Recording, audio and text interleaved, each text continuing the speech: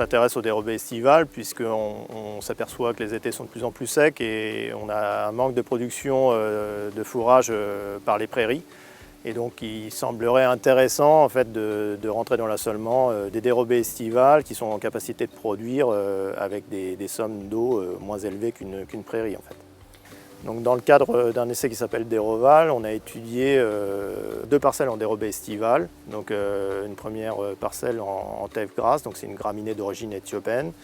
Et puis une deuxième parcelle avec un mélange Moa, Kaopi et Lablab. Donc Kaopi et Lablab, c'est 2 légumineuses exotiques qui sont censées supporter les périodes de sécheresse également. Donc on a mis les animaux à pâturer du 15 juillet jusqu'à fin septembre. Seule la parcelle tève grasse a été autonome. En fait, on a réussi à nourrir le troupeau uniquement avec du tève grasse jusqu'à la fin du dispositif.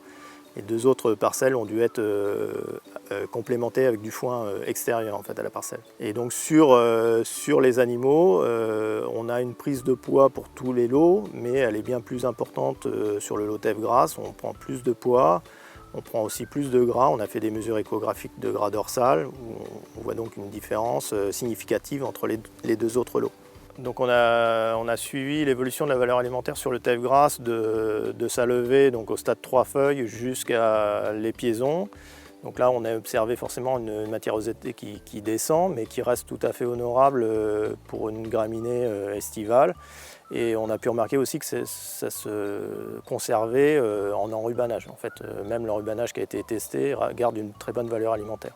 En parallèle du programme Déroval qui s'est déroulé à l'INRAE de Nouzilly, au Bord, on a eu le programme Dérobe. Sur ces 2 années 2019 et 2020, on a testé plusieurs espèces et aussi des associations de graminées et légumineuses. Alors ce qu'on peut retenir pour l'implantation de toutes les espèces testées, c'est que tout d'abord on est sur une implantation deuxième quinzaine de mai. Donc pas la dérobée comme on l'entend d'habitude, mais sur une culture qui devient principale dans la rotation.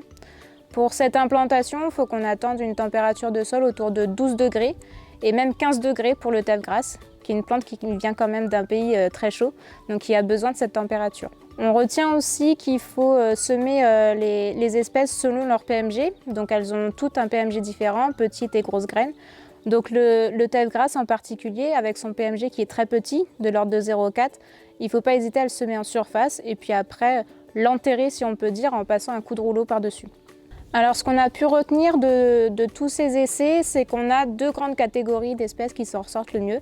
On a les sorgho d'une part, les sorgho multicoupes. Par contre, attention au pâturage, si on veut le valoriser au pâturage, eh bien, il faut attendre les 60 cm de hauteur au risque d'avoir une toxicité en deçà. On a aussi le tève grasse qui s'en sort plutôt bien puisqu'il valorise le moindre petit millimètre d'eau disponible.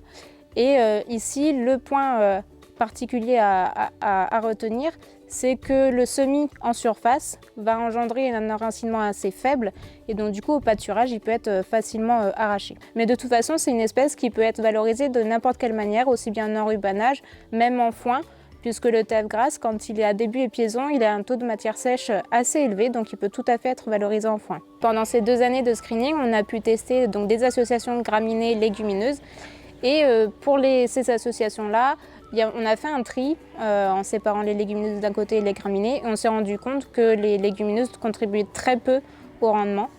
Donc un peu une petite déception quand même de ces légumineuses qui sera donc observée en 2021 avec CapProtein. Pour approfondir en fait, sur les dérobées estivales, on a eu l'opportunité d'intégrer le réseau CapProtein, un essai qui est géré par IDEL et Arvalis, qui sont chefs de file du projet. Et c'est financé par le plan France Relance. CapProtein fourragère estivale, donc là on est sur un ensemble d'essais, donc des plateformes dites d'acquisition, où on est sur des essais vraiment classiques, en bloc, randomisés, et puis démonstration, où on est sur juste les variétés testées, sans répétition particulière, et là qui sont croisées en plus en association avec des légumineuses.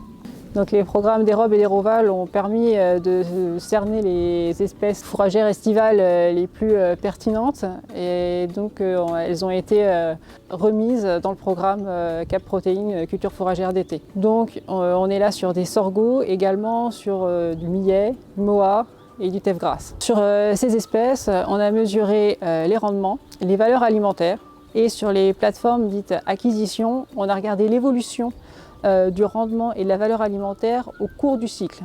En 2021, on distingue donc les monocoupes et les multicoupes. Donc les monocoupes, on s'est servi du maïs comme témoin pour comparer au sorgho monocoupe. Et finalement, c'est une année qui a été favorable, voire très favorable au maïs, avec le maïs qui est donc ressorti sur l'ensemble au meilleur rendement. En revanche, les sorgho monocoupes n'étaient pas très en dessous, ils sont dans une classe comparable. Donc c'est quelque chose d'intéressant et vraiment à suivre cette année 2022, qui sera peut-être moins favorable au maïs. Sur les multicoupes, là on a utilisé le sorgho Sudan Piper, qui est le plus commun comme étalon par rapport aux autres multicoupes. Alors sorgho également, la catégorie Moa, Millet et Teff Grasse qui ont été aussi mis par rapport à ça. Piper ressort comme également très bon comparé aux autres. Et on a aussi le sorgho hybride Lurabo qui ressort très bien, voire un petit peu supérieur à Piper. Par contre, la valeur alimentaire est à nuancer puisqu'il semblerait moins digestible à première vue que Piper. Donc à nuancer cet équilibre rendement-valeur alimentaire.